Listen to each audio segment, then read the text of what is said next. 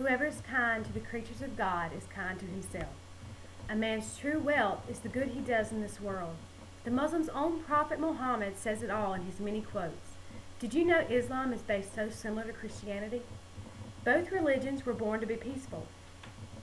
The prophet himself said, to overcome evil with good is good. To resist evil with evil is evil.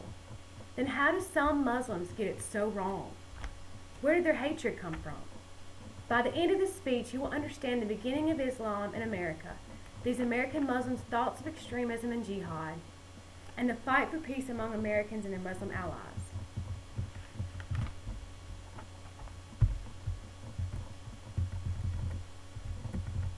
Muslims immigrated from the Ottoman Empire between 1880 to 1914. They had a very small population that has now increased greatly in the 20th century. The Wikipedia notes that in 2005, more people from Islamic countries became legal permanent U.S. residents than any previous year. Muslims comprise less than 2% of the American population, and of that 2%, a very small percentage are thought to be radical. As you see here, the ethnic composition of Muslim Americans, out of 2% of all Americans, there's 30% white, which there are Arabs, or either the Asians, and then the other, which is only 15%, would be the mixed Arabs or the mixed Asians. And then, of course, you have the blacks who are Muslim. After 9/11, Americans have become terrified of the Muslim population in America.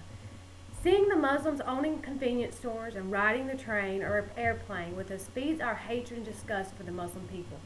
There is such a small number of Muslims in this country, but just one can make us uneasy.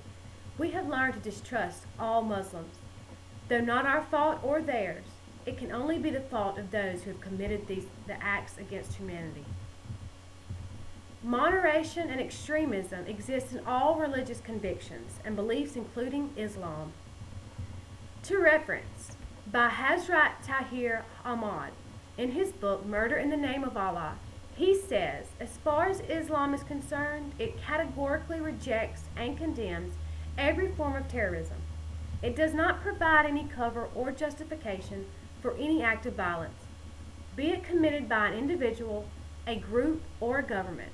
I most strongly condemn all acts of terrorism because it is my deeply rooted belief that not only Islam, but also no true religion, whatever its name, can sanction violence and bloodshed of innocent men, women, and children in the name of God. We should acknowledge the fact that for millions of Muslims all over the world, the image of us, of Americans, is so troublesome and may have caused bouts of this extremism. It seems as if the USA is determined to invade, occupy, and dominate these oil-rich Muslim countries for economical gain. Our freedom for democracy is why we fight.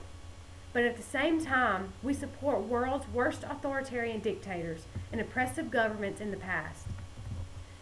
The Muslims feel our policy with Israel is different.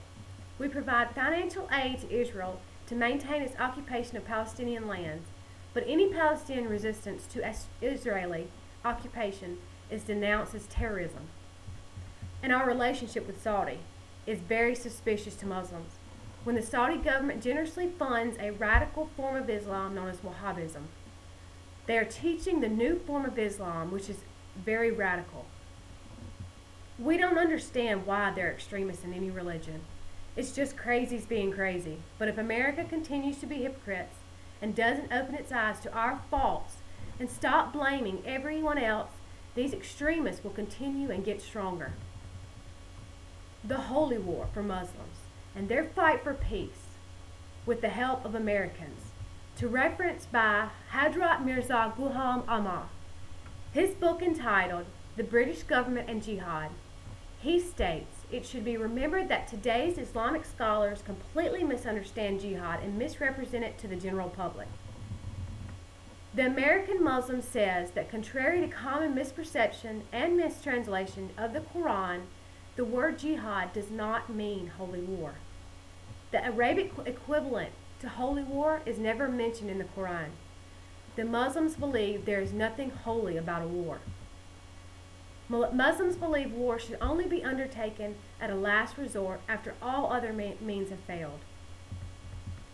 In reference to the Quran, the Holy Quran teaches sanctity of human life and reaffirms the biblical teachings that whosoever unjustly kills a single person, it shall be as if he slaughtered all mankind, and whosoever saves the life of one, it shall be as if he had protected the life of all mankind.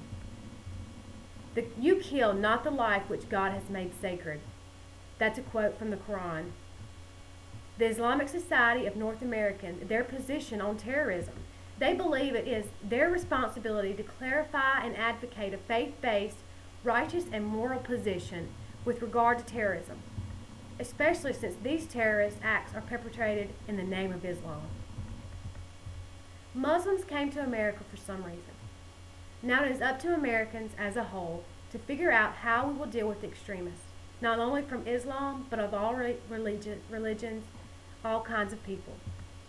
We should review our government foreign policy with an honest self-criticism and ask our lawmakers to avoid all actions that are counterproductive and instead of reducing terrorism, are actually helping more of them to emerge among the radical Muslims. For ourselves, we must come together as one people and unite in the fight against what is wrong in this world. As I have learned through my research, there are more Muslim people out there who do not believe in the radical ways than the opposite.